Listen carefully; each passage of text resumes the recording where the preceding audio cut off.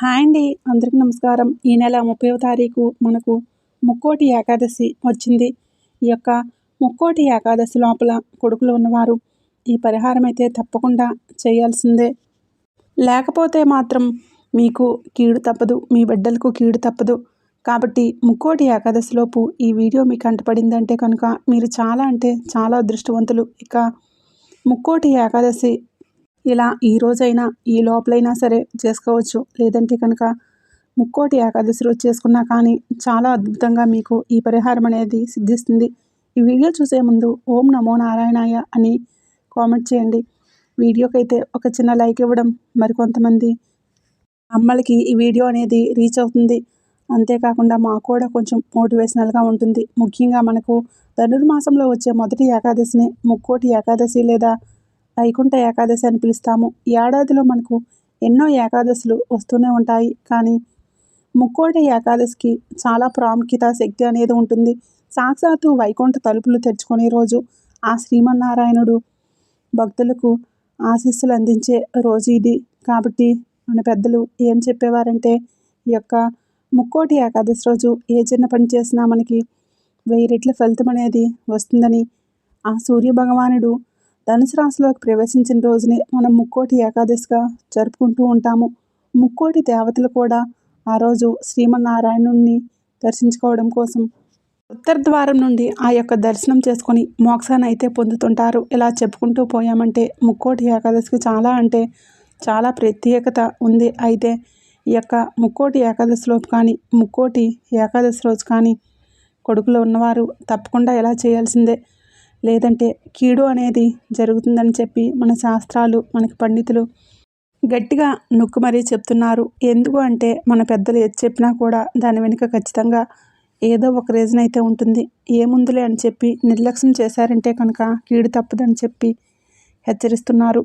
కాబట్టి కొడుకులంటే ఒక్క కొడుకు ఉన్నవారైనా, 2 కొడుకులు ఉన్నవారైనా కానీ, 3 కొడుకులు ఇలా మీ పిల్లలు చిన్నపిల్లల దగ్గర నుంచి అంటే పుట్టిన పసిబిడ్డ దగ్గర నుంచి 50 సంవత్సరాల కొడుకులు ఉన్నవారు కూడా ఈ పరిహారం తప్పకుండా చేయాల్సిందని చెప్పి మన యొక్క పండితులు అయితే చెప్తూ ఉన్నారు. అయితే మనకి ఈ యొక్క ముక్కోటి ఏకాదశి అనేది కొడుకులకి ఈసారి కీడుతో వచ్చింది. ఈ సంవత్సరం వచ్చే ప్రతి ఒక్క విశేషమైన రోజు కూడా కొడుకుల మీద విశేషమైన ప్రభావం అనేది చూపిస్తుంది. మనకు కొడుకులు ఎంతో ముఖ్యమైన వారు. అలా అని చెప్పి అమ్మాయిలు కూతుర్లు కాదా అంటే నేను ఇక్కడ అలా చెప్పడం లేదండి. ఎందుకంటే అమ్మాయిలను కూడా మనం ఎంతో ఇష్టంగా, ప్రాణంగా పెంచుకుంటూ ఉంటాం. కానీ రేపటి రోజున ఒక ఈ చేతిలో పెట్టినప్పుడు ఆ బిడ్డ ఇంటి పేరు మారిపోతుంది. మనం ఎంత ప్రేమగా చూసుకున్నా కూడా తన మెట్టినింటికి వెళ్ళిన తర్వాత అక్కడే ప్రేమని ఎక్కువగా చూపిస్తూ ఉంటుంది. ఇక్కడ శ్రద్ధ అనేది కొంచెం తగ్గుతుంది.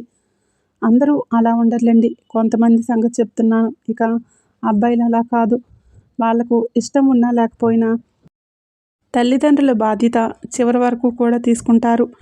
ఇంటి పేరును నిలబడతారు. అసలు కొడుకు పుట్టాడు అన్న వార్త చెవిలో పడితేనే మన యొక్క బంధువుల్లోనే మనకంటూ శత్రువులు ఎవరైతే ఉన్నారో వారికి ఒక చెడు వార్త విన్నంత ఫీలింగ్ అయితే వచ్చేస్తుంది. అప్పటి నుంచే ఈర్ష్య, అసూయ అనేది ఆ బిడ్డ మీద స్టార్ట్ అవుతుంది. అంటే పుట్టిన క్షణం నుంచే స్టార్ట్ అవుతుంది. అలా ఆ బిడ్డ రోజు రోజుకు కూడా పెరిగి పెద్దవుతూ ఉంటే ఆ బిడ్డ వైపే అమ్మో ఆ పిల్లాడు పెరుగుతున్నాడు, పెద్దవాడవుతున్నాడు, బాగా చదువుతున్నాడు, బాగా చక్కగా ఉన్నాడు, మంచి హైట్ ఉన్నాడు, మంచి రంగు ఉన్నాడు, వాళ్ళ అమ్మ చెప్పిన మాటే వింటున్నాడు, ప్రతి దాంట్లో యాక్టివ్గా ఉంటున్నాడు. ఇలా ఒక్కొక్కటి ఆ పిల్లవాడి మీదే ఏదో ఒక రకంగా బంధువుల్లోనే ఏడుస్తూ ఉంటారు.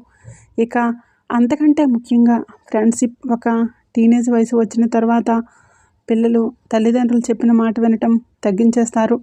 టీనేజ్ వయసులో ఆ పిల్లల యొక్క హార్మోన్లు ఇలా హార్మోన్ ప్రభావితం వలన కానివ్వండి, లేదంటే స్నేహితుల చెప్తున్న మాటల వలన కానివ్వండి, పిల్లల యొక్క ఆ వయసును బట్టి చాలా హుషారుగా, యాక్టివ్గా ఉంటారు. అంటే బైకులు స్పీడ్గా నడపడం, లేదంటే పెద్దల్ని ఎదిరించి మాట్లాడడం, ఏదన్నా వద్దు అన్న పని చేయటం, లేట్ నైట్ సినిమాలకు వెళ్ళటం, ఇంకొంచెం వయసు పెరిగి అంటే 20-22 ఏళ్ళు వచ్చిన దగ్గర నుంచి కూడా కాస్త అప్పుడప్పుడు కూడా మద్యం సేవించడం, సిగరెట్లు తాగుతూ ఉండటం, ఇలా రకరకాలుగా కొన్ని బ్యాడ్ హ్యాబిట్స్ అనేవి కూడా చేస్తూ ఉంటారు. ఇవన్నీ ఇంట్లో చేయకపోయినా చాటుమాటుగా చేస్తూ ఉంటారు. ఎందుకంటే వాళ్ళు చేసే ఆ పిచ్చి పనులు మనం చూసామంటే కనుక ఆ తల్లికి గుండె పగిలిపోతుంది. కాబట్టి ఆ వార్త కూడా ఏ తల్లిదండ్రి వినాలి అని చెప్పి అనుకోరు. పిల్లలు బుద్ధిమంతులు అని చెప్పుకుంటే 10 మంది ఆ తల్లి విని సంతోషిస్తుంది. కానీ మీ పిల్లవాడు సిగరెట్లు తాగుతున్నాడు, మీ పిల్లవాడు మందు తాగుతున్నాడు, నీ పిల్లవాడు బైక్ ఫాస్ట్గా నడుపుతాడు, నీ పిల్లవాడు అమ్మాయిల వంటి తిరుగుతున్నాడు అని చెప్తే ఏ తల్లి గుండె అయినా రోధిస్తుంది కదండి. ఇవన్నీ కూడా ఒక వయసు వచ్చిన తర్వాత కొంతమంది పిల్లల్లో ప్రభావం అనేది ఎక్కువగా చూపిస్తూ ఉంటాయి. ఏదేమైనప్పటికీ కూడాను పిల్లల యొక్క స్థితిగతుల్లో మార్పులు జరగటానికి కాస్తంత నరదిష్టి కూడా ఉంటుంది. అంతేకాకుండా కొన్ని గ్రహాల యొక్క వ్యతిరేక స్థితి కూడా ఉంటుంది. ఈ యొక్క గ్రహాలను అనుకూలంగా మార్చుకోవడానికి, మీ పిల్లల మీద ఉండే నరదిష్టి తొలగించుకోవడానికి, వాళ్ళల్లో ఉండే నెగిటివిటీ అంతా కూడా పూర్తిగా వెళ్ళిపోవడానికి మీరు ముక్కోటి ఏకాదశి రోజున ఈ యొక్క పరిహారాన్ని అయితే తప్పకుండా చేసుకోండి. అయితే ఈ డిసెంబర్ నెల 30వ తేదీ ముక్కోటి ఏకాదశి రోజు సాయంత్రం 4 గంటల నుంచి రాత్రి 10:30 లోపు ఇప్పుడు చెప్పే విధంగా ఈ పరిహారాన్ని చేసుకోవాలి. నేను ఇందాక చెప్పినట్లుగా ఒక్క కొడుకు ఉన్నవారైనా, 2 కొడుకులు ఉన్నవారైనా తప్పకుండా ఈ పరిహారం అనేది చేయాల్సిందే. ఎందుకంటే ఇప్పుడున్న పరిస్థితులు ఏ విధంగా ఉన్నాయంటే బయటికి వెళ్ళిన వారు ఇంటికి వచ్చే వరకు కూడా చాలా టెన్షన్. దూర ప్రయాణాలు చేసేవారి గురించి అయితే ఇంకా చెప్పాల్సిన అవసరం లేదు. కానీ ఏ ప్రయాణం చేయకుండా మన రోజులు అనేవి గడవ కదా. ఈ పిల్లలు వచ్చేసరికి బైకులు నడుపుతూ ఉంటారు. ఎంత ఓవర్ స్పీడ్ తోటి నడుపుతారంటే కాస్తంత డ్రింక్ వేశారంటే ఆ పిల్లల్ని ఆపడం కష్టం. ఇక్కడ ఇంట్లో ఆ తల్లిదండ్రులు ఆ పిల్లలు ఈరోజు ఎలా వస్తారా అని చెప్పి అల్లాడిపోతూ ఉంటారు. ఎన్నో రకాలైన బైక్ యాక్సిడెంట్స్ చిన్న వయసులోనే 25 సంవత్సరాలు కూడా రాకముందే చనిపోయి ఆ తల్లికి కడుపు కోత మిగిల్చిన పిల్లలు ఎంతోమంది కూడా ఉన్నారు. ఏంటి అంటే స్పీడ్ డ్రైవింగ్ వలన, అలాగే వాళ్ళ అశ్రద్ధ వలన అలా జరుగుతాయి. ఇలా ఆ పిల్లల అనర్థాలు జరగడానికి కూడా నరదిష్టే కారణమవుతుంది. మన దరిద్రం ఏంటంటే ముఖ్యంగా ఇప్పటి రోజుల్లో ఎవరు బ్రతుకులు వారే బ్రతుకుతున్నా కూడా బంధువుల్లోనే ఏడ్చేవారు ఎక్కువైపోయారు. అవునా కాదా? ఎందుకంటే వాళ్ళు ఇచ్చేది లేదు, పెట్టేది లేదు, చూసేది లేదు. కనీసం ఏదన్నా పిల్లలకు పుట్టినరోజు వస్తే సొంత నానమ్మల లాంటి వాళ్ళు కూడా ఒక 500 ఇచ్చి ఇదిగో డ్రెస్ కొనుక్కో అని చెప్పి ఈ రోజుల్లో ఎవరూ కూడా చెప్పట్లేదు. ఒకరిని ఒక రకంగా చూసుకుంటే ఇంకొకరిని ఇంకో రకంగా చూసుకుంటూ ఉన్నారు. ఇలా భేదాభిప్రాయాలు చూపిస్తూ ఉన్నారు. అందుకే మన పెద్దలు చెప్పారు, అయిన వాళ్ళే ఒక కంట్లో బెల్లం ఒక కంట్లో సున్నం పెట్టుకొని చూస్తున్నారని చెప్పి, అలా అయిన వాళ్ళే ఒక మనవడి మీద ప్రేమ ఉంటుంది, పెద్ద కొడుకు పిల్లల మీద ప్రేమ ఉండదు. చిన్న కొడుకు పిల్లల మీద ప్రేమ ఉంటే పెద్ద కొడుకు పిల్లల మీద ప్రేమ ఉండదు. ఇలా సొంత రక్త సంబంధం అయ్యో నా కొడుకు పిల్లలే అని కూడా అనుకోకుండా వాళ్ళ యొక్క మనవ సంతానం మీద పడి ఈ పెద్దలు ఏడుస్తూ ఉంటే ఆ పెద్దల యొక్క ఏడుపులు ఆ పిల్లలకు అసలు ఎలా తగులుతాయో చెప్పండి. కాస్తంత జ్ఞానమైనా ఉండాలి కదా. మీ వంశమే కదా, మీ వంశాన్ని నిలబెట్టే వారసులే కదా. ఆ పిల్లలు అలా ఏడుస్తుంటే ఆ పిల్లల ఎదుగుదల ఎట్లా ఉంటుంది, ఆ పిల్లల చదువు సంధ్యలు ఎలా ఉంటాయి, బయటికి వెళ్ళిన ఆ పిల్లలు జాగ్రత్తగా ఇంటికి వస్తారా లేదా అని చెప్పి ప్రతిరోజు ఆ తల్లి ఎంత టెన్షన్ పడుతుందో. మీకు ప్రేమ లేకపోతే వాళ్ళ బ్రతుకుతారులే అని చెప్పి వదిలేసేయండి. అంతేకాని వాళ్ళు ఇలా వీళ్ళు ఇలా, వాడు ఎట్లా బాగున్నాడు, వాడు ఇంత లావయ్యాడు, వాడు బైక్ కొన్నాడు, వాళ్ళ పని 3 పువ్వులు 6 కాయలుగా ఉంది, ఇలా వ్యతిరేకమైన ఆ మాటలు, ఆ నెగిటివ్ మాటలు అనేవి వీళ్ళకి తగిలి వీళ్ళ కుటుంబాలు ఇక్కడ నాశనమైపోతూ ఉన్నాయి. కాబట్టి పెద్దలు కూడా ఈ యొక్క పద్ధతిని మార్చుకుంటే చాలా వరకు కూడా బాగుపడతారు. ఇక ఈ యొక్క ముక్కోటి ఏకాదశి రోజు ఏం చేయాలి అనేది చెప్తాను. ఇప్పటి నుంచి జాగ్రత్తగా వినండి. ముక్కోటి ఏకాదశి రోజు మీరు సూర్యోదయానికి ముందే నిద్ర లేవాలి. ఈ విధంగా సూర్యోదయానికి ముందే నిద్ర లేచిన తర్వాత చక్కగా బయట వాకిలంతా కూడా నీట్గా ఊడ్చుకొని, మట్టి నేల అనుకోండి శుభ్రంగా ఆవు పేడ పెట్టి, గేదె పేడ పెట్టి కానీ నీట్గా కల్లాపు చల్లుకొని, ముగ్గు పెట్టుకొని, పసుపు కుంకుమ వేసుకోండి. ఒకవేళ సిమెంట్ నేల అనుకోండి, వట్టి నీటితోటే నార్మల్గా వాటర్ తోటే ఆ వాకిలంతా నీట్గా శుభ్రంగా కడిగి ముగ్గు పెట్టండి. చాక్ పీస్ తోటి ముగ్గు వేయడం వలన ఏమవుతుందంటే ఇంట్లో కలహాలు పెరుగుతాయి. ఇప్పట్లో చాలామందికి వస్తున్న సమస్యలకు ఈ చాక్ పీస్ తోటి ముగ్గు వేయటం కూడా ఒక కారణం.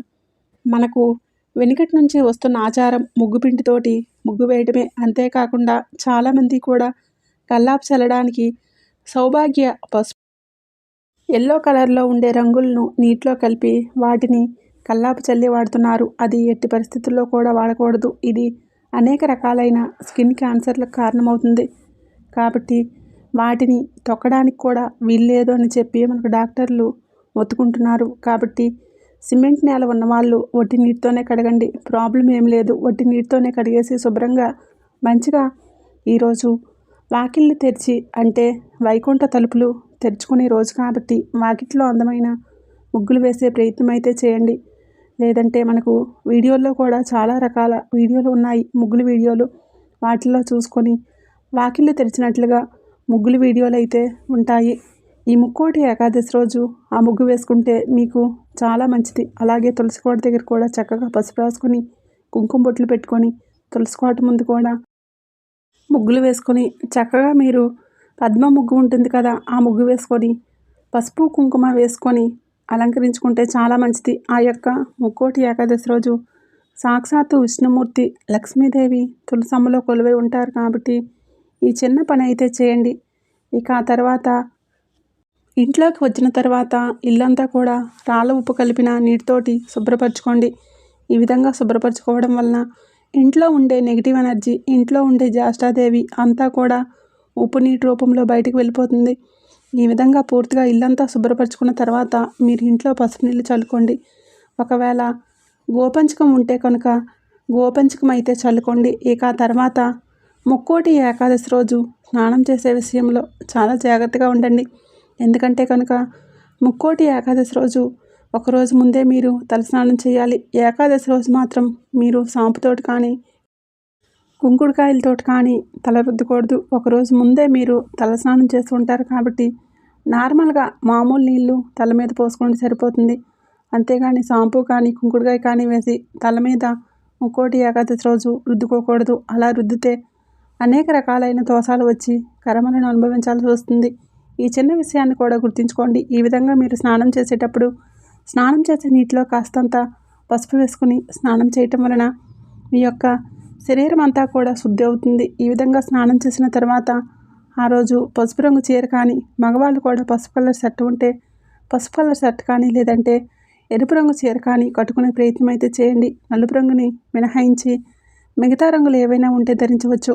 కానీ పసుపుకి ఎరుపుకి ఎక్కువ ప్రాముఖ్యతను ఇచ్చి ఈ రెండు కలర్స్లో ఏవైనా కలర్ కట్టుకునేలా చూడండి. ఇక చేతులకు కూడా ఎరుపు రంగు గాజులు వేసుకునే ప్రయత్నం అయితే చేయండి. ఎరుపు రంగు గాజులు సుమంగళికి చాలా మంచిది.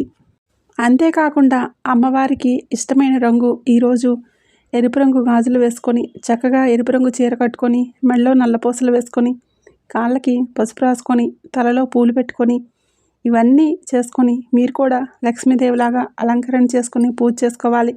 ఈరోజు ఎట్టి పరిస్థితుల్లో నలుపు రంగు వస్త్రాలు అస్సలు ధరించకూడదు. ఈరోజు ఇంటికి కొన్ని తెచ్చుకోకూడని ముఖ్యమైన వస్తువులు ఉన్నాయి. వాటిల్లో నూనె అనేది ఈరోజు కొనుక్కోకూడదు.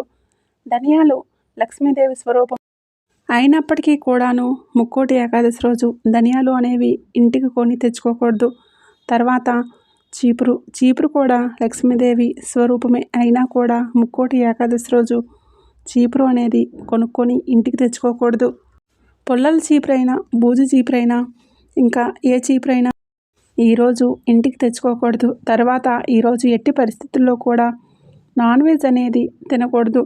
కోడిగుడ్లు కానీ, లేదంటే చికెన్, మటన్ కానీ, ఫిష్ కానీ, ఫ్రాన్స్ కానీ, పీతలు కానీ ఇలా ఎటువంటి నాన్ వెజ్ తినకూడదు. ఇక మనం పరిహారం విషయానికి వస్తే ఈ యొక్క పరిహారం కోసం పసుపు రంగులో ఉండే నిమ్మకాయను తీసుకోండి. చక్కగా ఆ నిమ్మకాయ ఫ్రెష్గా నిగనిగలాడుతూ ఉండాలి. ఈ విధంగా పసుపు రంగులో ఉన్న నిమ్మకాయను 4 భాగాలుగా కట్ చేసుకోండి.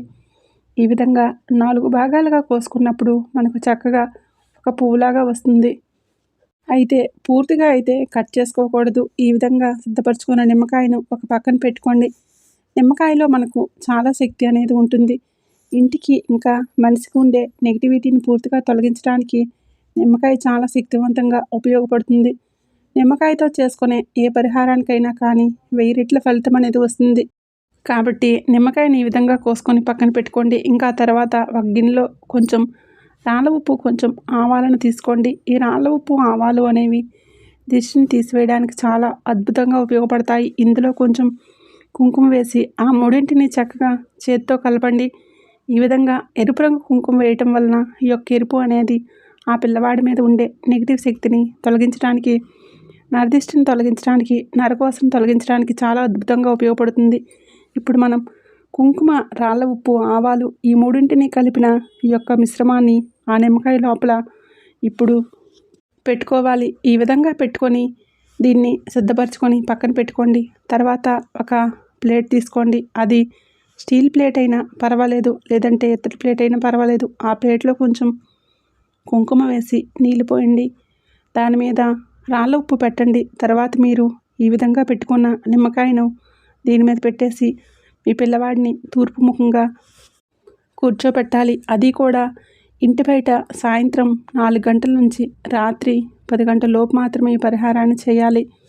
ఈ విధంగా పిల్లవాడిని తూర్పు ముఖం వైపు కూర్చోబెట్టి సవ్య దిశలో 3 సార్లు, అపసవ్య దిశలో 3 సార్లు తిప్పేసి తర్వాత ఈ యొక్క మిశ్రమం ఏదైతే ఉందో ఇదంతా కూడా మీరు చక్కగా తలపై భాగం నుంచి పాదాలు బొటనవేలు వరకు 3 సార్లు, మళ్ళీ వెనకాల తలపై భాగం నుంచి కింద వరకు కూడా 3 సార్లు కూడా పైనుంచి కిందికి, కింద నుంచి పైకి 3 సార్లు తిప్పేసి వీటిని ఏం చేయాలంటే ఎవరు తొక్కని ప్రదేశంలో మొక్కల దగ్గర కానీ, లేదంటే పారే నీటిలో కానీ పడవేసి ప్లేట్ని శుభ్రంగా క్లీన్ చేసేసుకొని మీరు కూడా కాళ్ళు, చేతులు, ముఖం శుభ్రంగా కడుక్కొని తలలు లోపలికి రండి. అలాగే పిల్లవాడికి కూడా కాళ్ళు, చేతులు శుభ్రంగా ముఖం కడిగి ఒంటి మీద ఉన్న బట్టలు ఏవైతే ఉన్నాయో ఆ బట్టలు విప్పేసి వేరే మంచి బట్టలు వేసుకొని ఇంటి లోపలికి వెళ్ళాలి. లేదా ఈ సమయంలో స్నానం చేసినా మరీ మంచిది అన్న విషయాన్ని గుర్తుంచుకోండి. ఈ విధంగా ఆ రాత్రి పూర్తయిపోయిన తర్వాత రోజు మీరు ఆ పిల్లవాడి చేత గోమాతకి ఏదైనా కానీ ఆహారాన్ని తినిపించే ప్రయత్నం అయితే చేయండి. గోమాతలో మనకు 33,000 కోట్ల దేవతలు కొలువై ఉంటారు. కాబట్టి గోమాతకు పచ్చగడ్డి దానం చేయటం వలన అనేక రకాలైన దోషాలు పోతాయి. ఎన్నో యాగాలు, యజ్ఞాలు చేసినటువంటి పుణ్య ఫలితం అయితే కలుగుతుంది. కాబట్టి మీ పిల్లవాడి చేత్తో ఆవుకి ఆహారాన్ని పెట్టించండి. లాలాజలం తగ్గుతుందేమోనని బెదిరిపోవద్దు. ఇలా చెప్పి పిల్లవాడికి చెప్పండి. లాలాజలం మనకు గంగాజలంతో సమానం. కాబట్టి గోమాతకు చక్కగా అరటిపండు, లేదంటే ఏదైనా వెజిటబుల్, బీట్రూట్, క్యారెట్, సొరకాయ, టమాటా, బీరకాయ, లేదంటే ఆకుకూరలు ఇలాంటివి బెల్లంతో కలిపి తినిపించడం. ఇలా చేస్తే ఆ బాబుకు ఉన్నటువంటి దోషమంతా కూడా పూర్తిగా తొలగిపోతుంది. ఇక ఆ తర్వాత మీకు దగ్గరలో ఉండే విష్ణు దేవాలయానికి కానీ, రామాలయానికి కానీ, వెంకటేశ్వర స్వామి గుడికి కానీ కుదిరితే తీసుకువెళ్ళే ప్రయత్నం చేయండి. పిల్లలకు స్కూళ్ళు, కాలేజీలు ఉంటాయి, కుదరకపోవచ్చు. ఖాళీగా ఉన్న పిల్లలైతే వెళ్ళొచ్చు. ఇలా స్కూళ్ళకు, కాలేజీలకు వెళ్ళే పిల్లలకు ఏం చేస్తారు అంటే మీ పూజ గదిలో దీపం పెట్టుకొని చెప్పండి. దేవుడి మందిరంలో దేవుని చిత్రపటాలను చక్కగా పూలతో అలంకరించి బెల్లంతో చేసిన నైవేద్యాన్ని కానీ, లేదా బెల్లం ముక్క కానీ సమర్పించి మంచిగా ఆవు నేతితో కానీ, నువ్వుల నూనెతో కానీ దీపారాధన చేయమని చెప్పండి. ఇలా ఇంట్లో చేసుకున్నా కూడా సరిపోతుంది. మీ పిల్లవాడికి ఉన్నటువంటి దోషం మొత్తం కూడా తొలగిపోతుంది.